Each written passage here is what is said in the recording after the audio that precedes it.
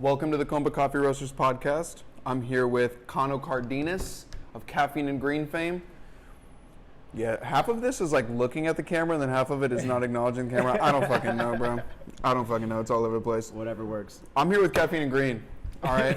I've been on Caffeine and Green, I think 5 different times. So naturally, you're like my second guest. Yes. It only makes sense. What made you choose podcasting as your medium in the first place?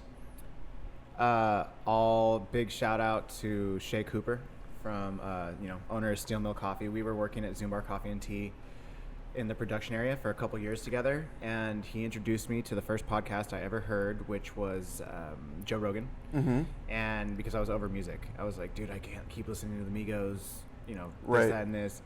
So I got into a podcast, and then I, like yourself, we were talking about before the podcast, I self-taught, learned audio engineering, learned mic levels, and it wasn't without fail.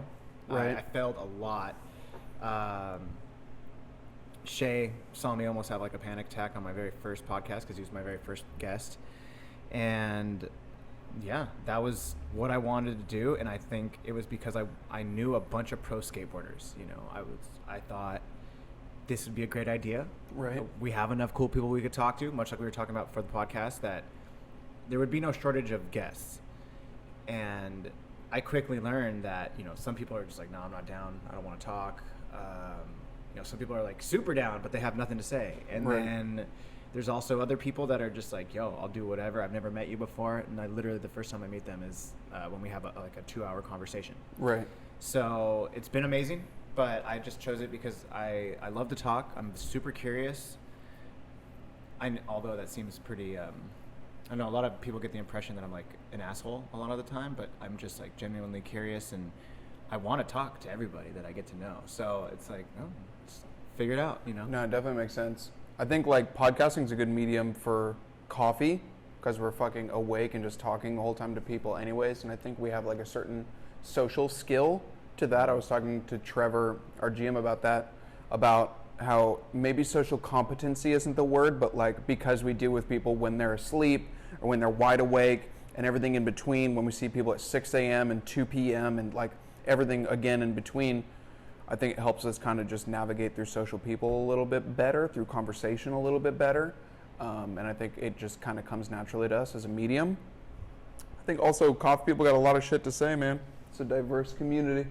Well, there's definitely no shortage of people who are out there doing multiple different things, and coffee just happens to be part of their hustle. So Right. I would definitely agree. I mean, everybody. Well, it's a bar for the morning. I was just talking about this today. Mm-hmm. It is literally a bar for the morning time. Instead of people being drunk and annoying Right. at night when they're drunk, they are not up and somewhat bitchy sometimes, Yeah. or they're like super pleasant. And either way, it's mad fun.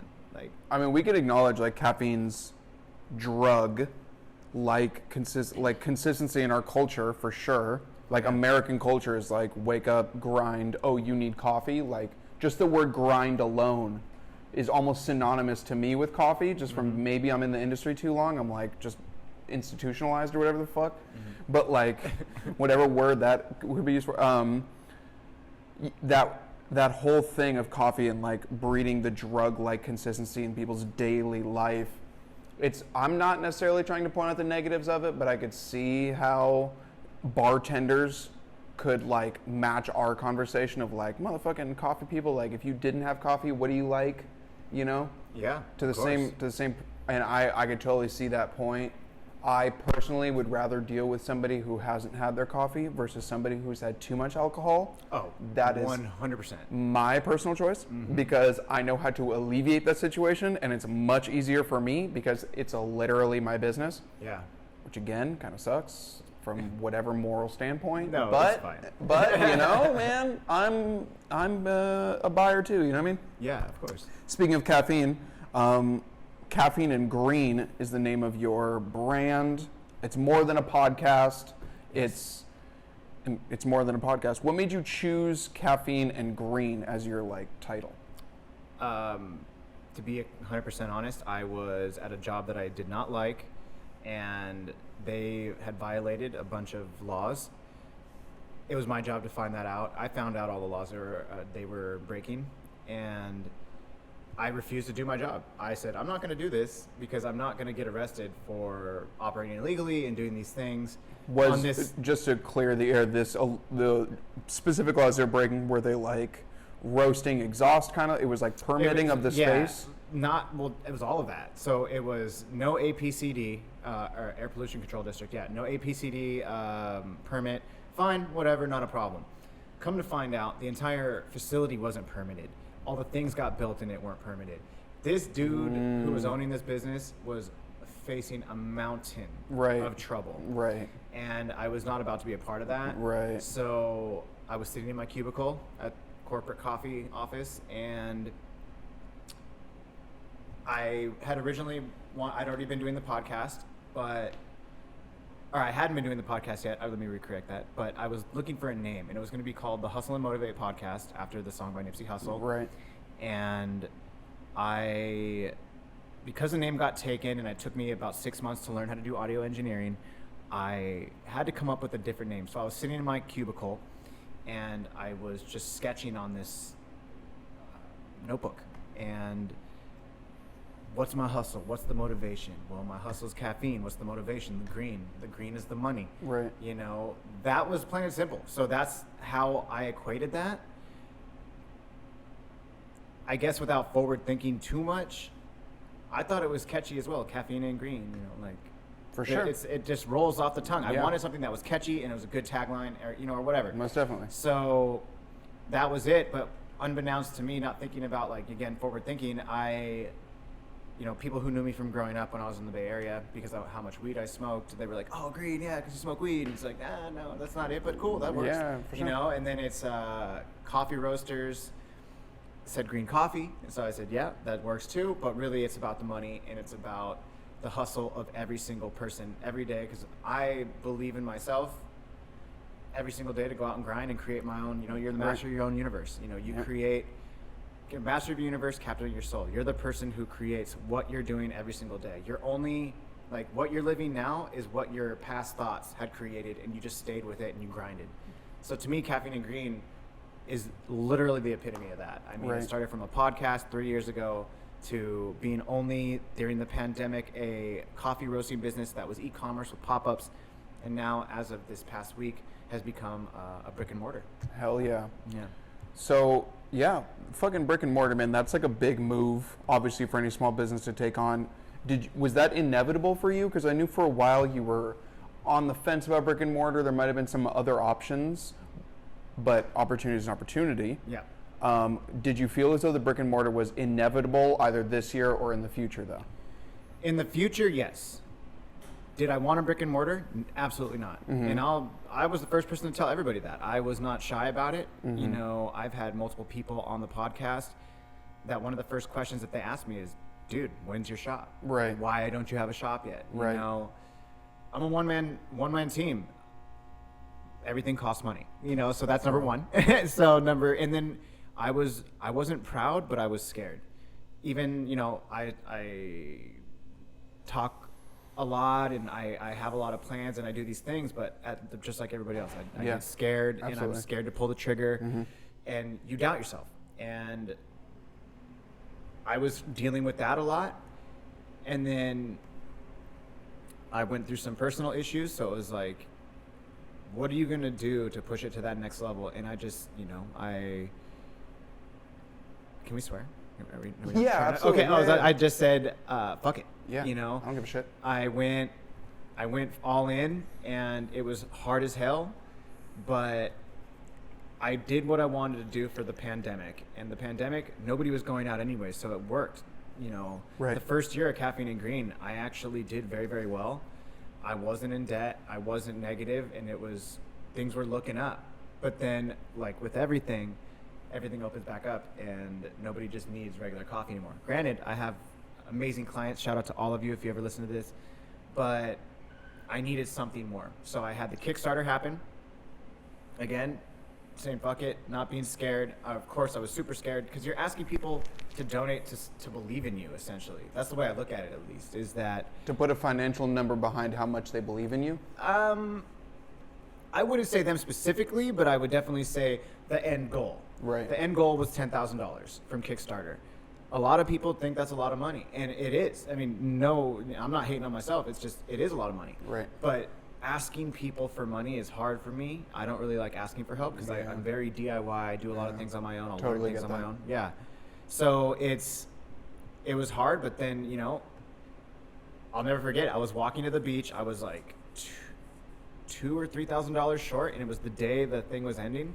The fact that I'd even gotten to like $7,000 was amazing. And then I had a certain amount of hours left, and I looked at my car, and I got out of the car, and I was going to the beach because I needed to clear my head.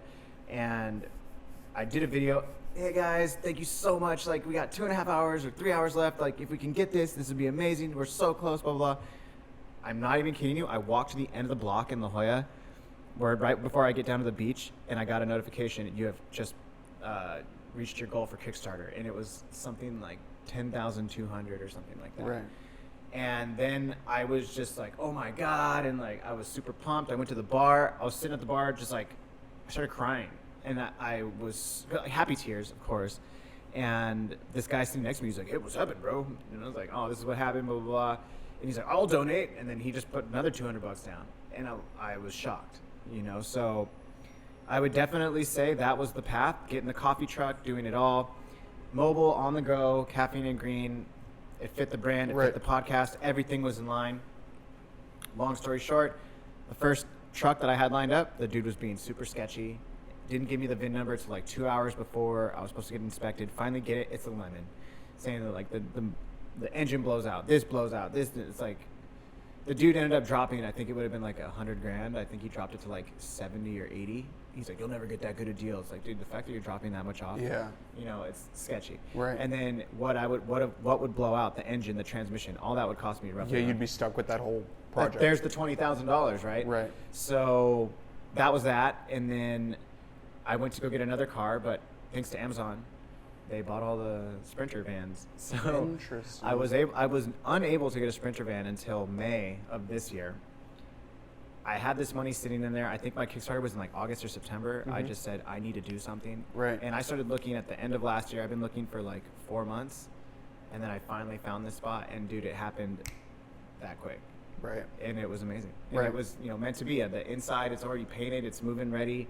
It's black, white, black. I mean, the colors match the brand. I mean, dude, you ask the universe for something, and the universe responds. And it might not be immediately, but it'll be eventually, And I mean, steps in the right path, right? Yeah. Just keep fucking putting one foot in front of the next, with confidence, Always. with intention.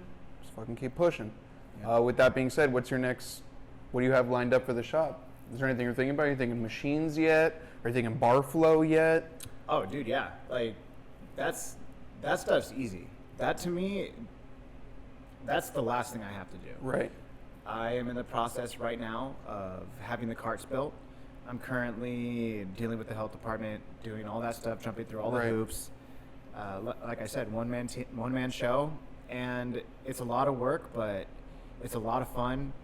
I really do believe that I'm gonna set myself apart from the pack, and that is no way, in any way, trying to take any shots at any coffee shops anywhere.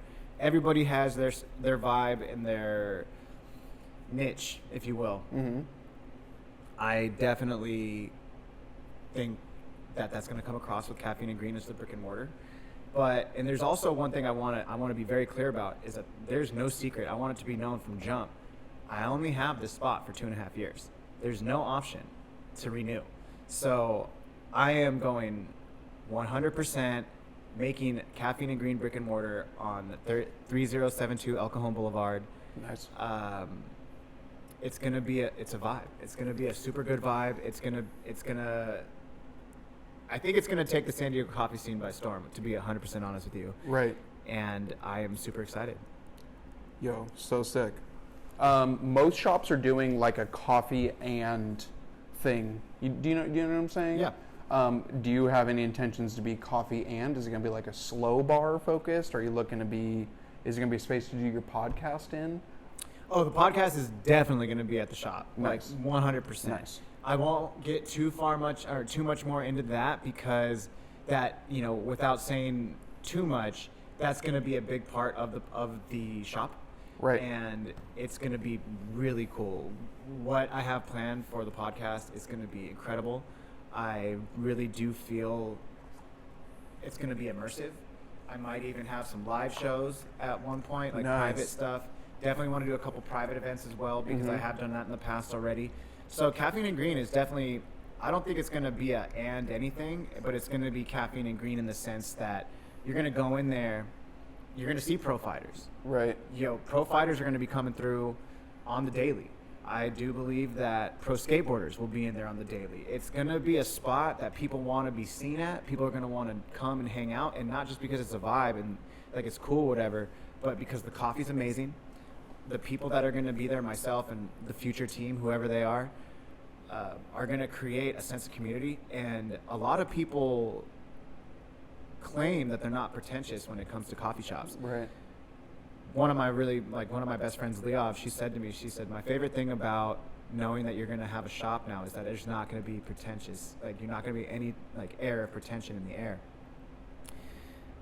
Or, you know what I mean? Sorry. Yes, but yes, yeah, but that got me excited. Right. And I think for me, bringing it, like circling it back a little bit about the community and the bar aspect, is that I honestly love being a part of somebody's morning, and they come in and it's like, yo, what's poppin', Kim? How you doing today? What can I get you, batch brew? Oh, and like, you know their drink, and then they just decide to tell you about their day or what they're going through, or, you know, whatever. I mean, sometimes don't tell me everything, but you know, it's so fun, and you have your regulars, and I think that's just going to be the best vibe. I mean, they're going to come in, and people are going to be so fucking stoked, dude.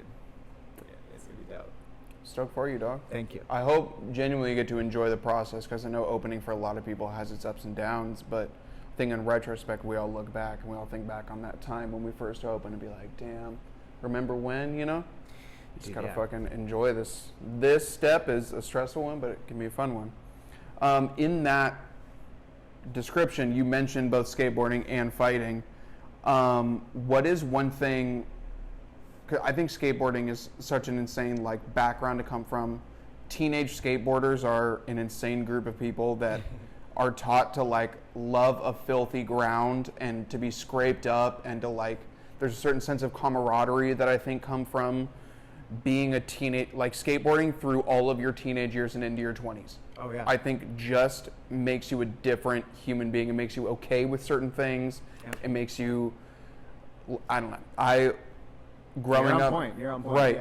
Yeah. What is one thing that you think you brought from skateboarding into Caffeine and Green as a brand? Oh, super easy. I don't get hurt doing coffee. So one thing I think I learned about myself is that I'm a little weird. I'm a lot weird, but I'm fucking batshit crazy, in the sense that I will jump down something and potentially get hurt, break myself, broken bones, like hit your head, scraped up, whatever. It teaches you resilience. It teaches you to get back up. It teaches you to keep grinding and keep going out every single day and just doing it. I mean, I'm sure whoever's listening to this sounds very familiar, very similar to, you get up every day, you go to work, and you're doing it. You either hate your job or you love your job, or it's in the middle. You're just in process, or you're going to school, you're doing work, and you try to have a social life or an significant other, whatever. I just have a different outlet.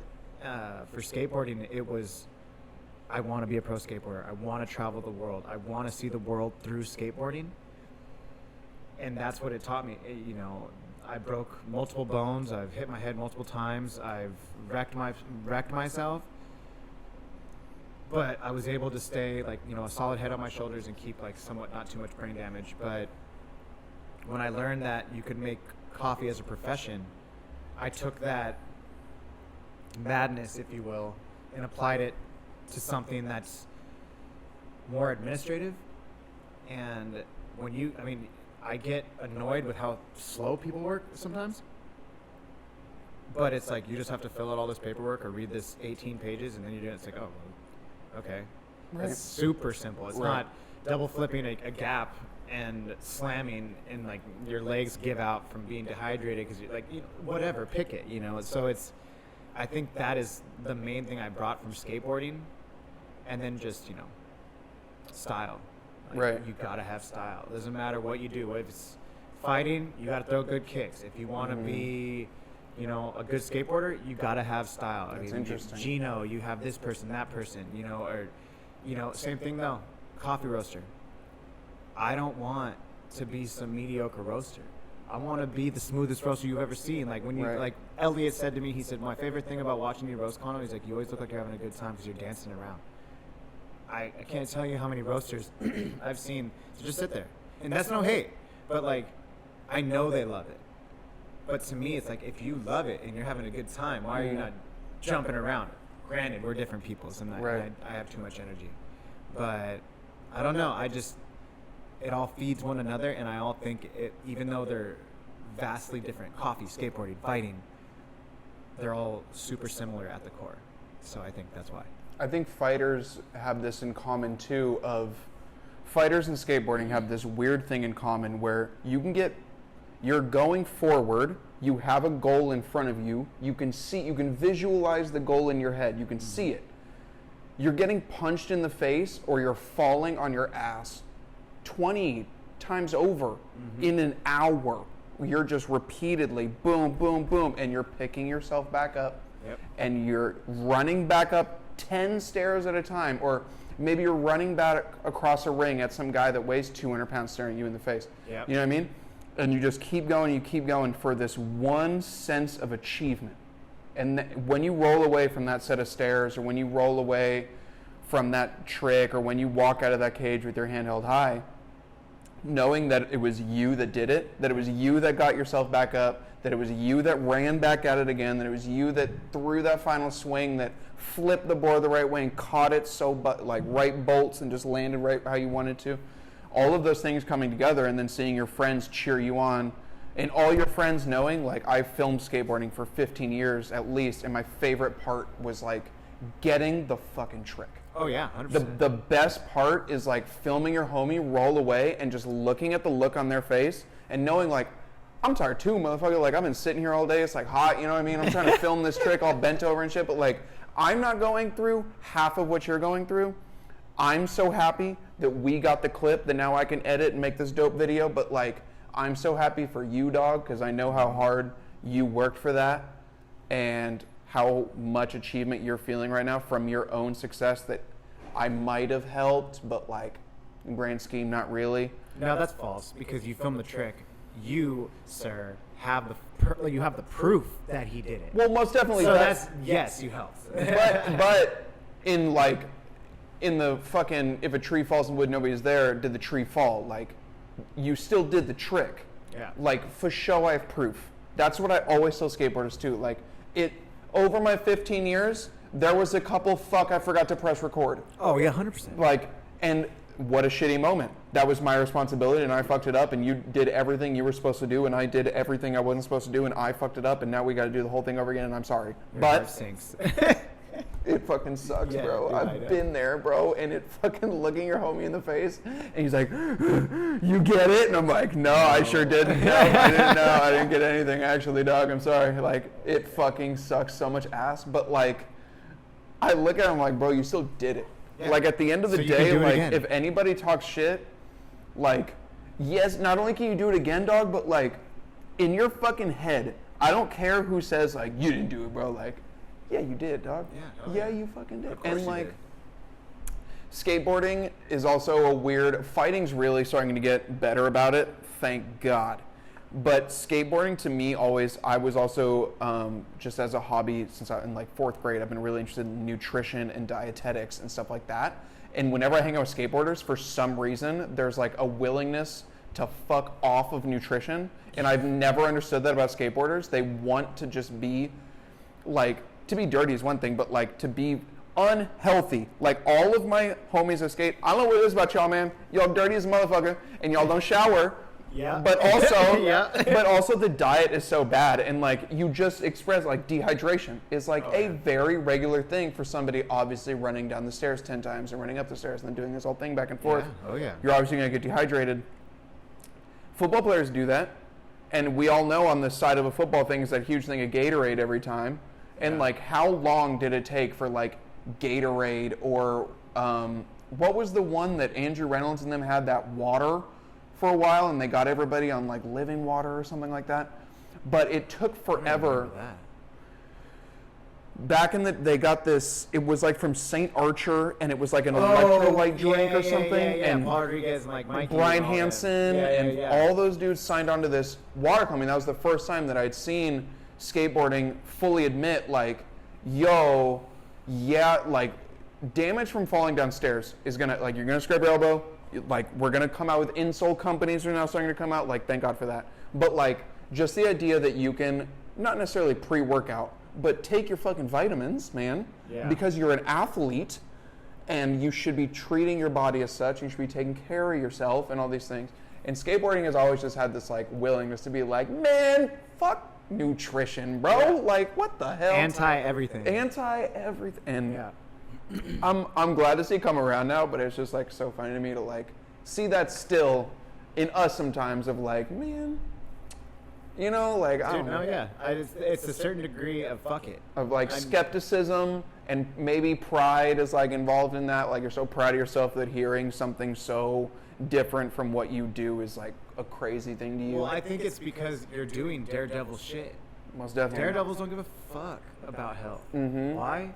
Because you just did the craziest shit and you lived to tell about it. So you know what? We're going to party. We're going to smoke some cigarettes. Yep. We're going to smoke weed.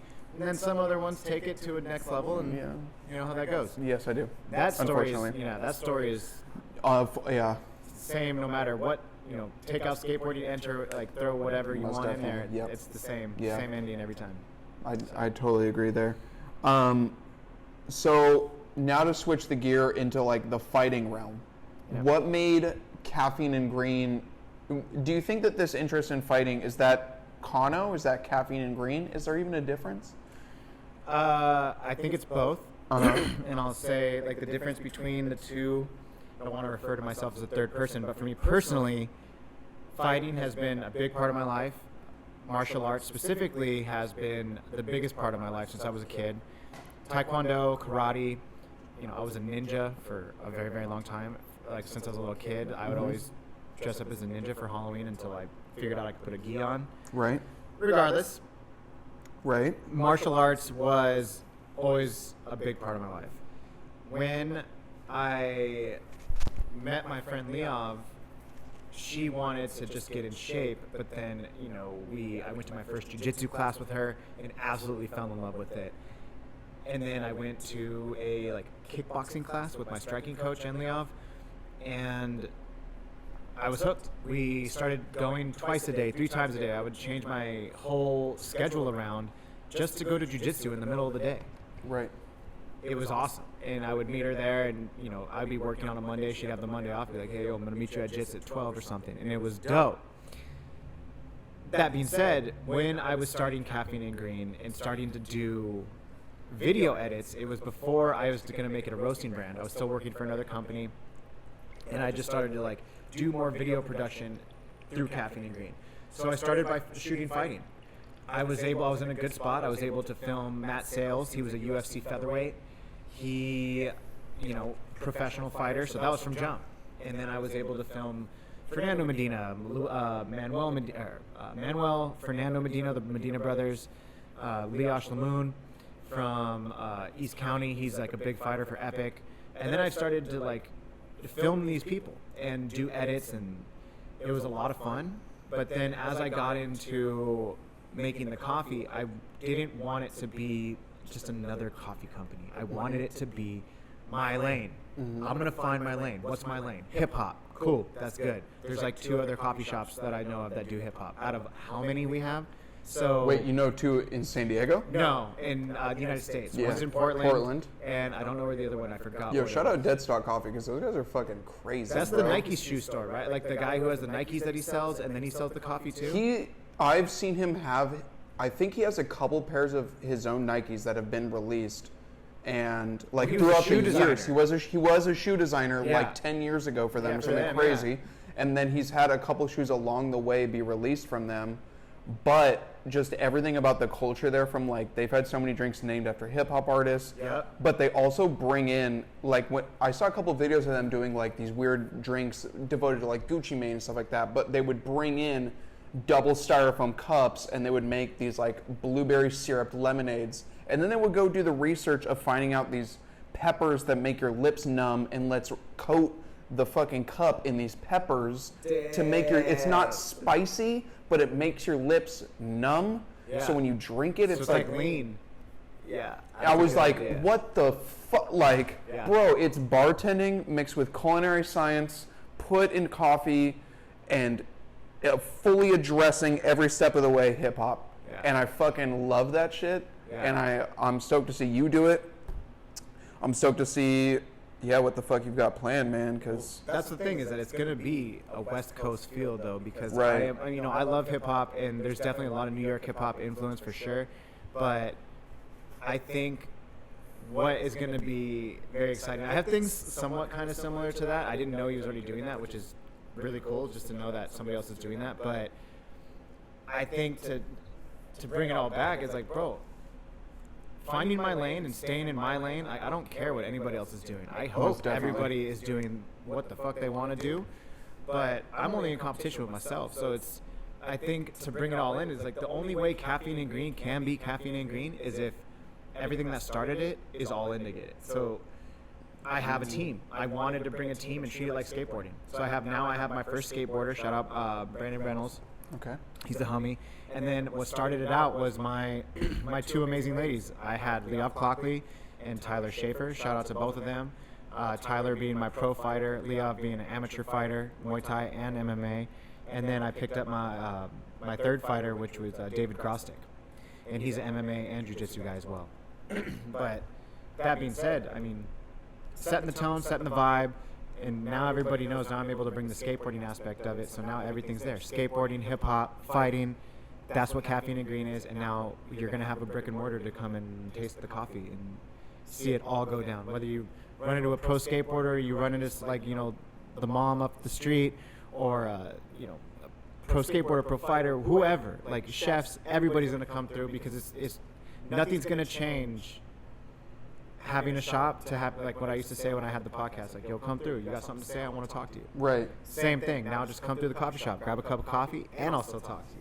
What's poppin'? Okay, for sure. So clearly, like, hospitality is like a focus of the shop.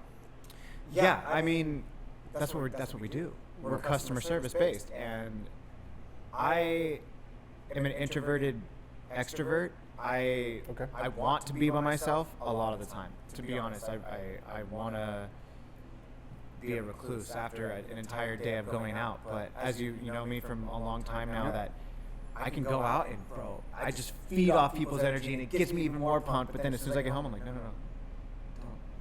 I want to be here by myself. Yeah.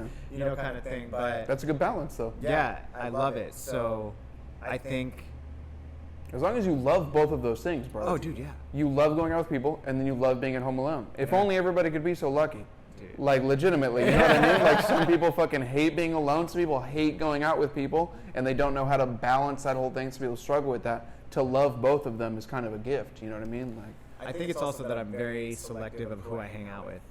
I mean, if Ray hits me up, he's like, yo, let's go hang out. Like, right after this, I'm about to go celebrate him because he got a celebration today. Hell yeah, I want to go celebrate with you, bro. You are winning. You are my family. Yeah, congrats, bro. Yeah, so it's like he's doing amazing things. right.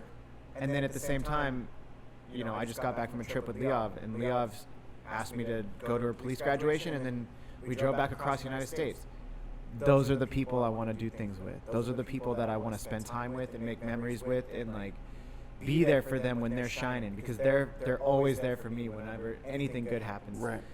So I think that's a key part to what I do, because I'm very selective about who I hang out with now. If I don't want to hang out with you, no, I'm not going to hang out with you. But if my steel mill people call me up and they're like, yo, come up here, we're doing this, Riley's doing this, or whatever, I know I'm going to be super excited, and I'm going to feed off of their energy, because it's all based on love, and that's what Caffeine and Green is. Another thing.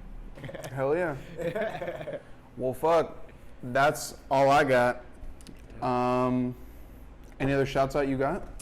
I mean, you did just do Riley and Steel Mill and all that. I'm gonna do a mean shout out. I'm gonna shout out Riley, Anna, Shay, Little C, Sav, Nick, Giles, all of Oceanside. What's poppin'? I miss all of Oceanside. All of Oceanside, Steel Mill fam. Yo, what's poppin'?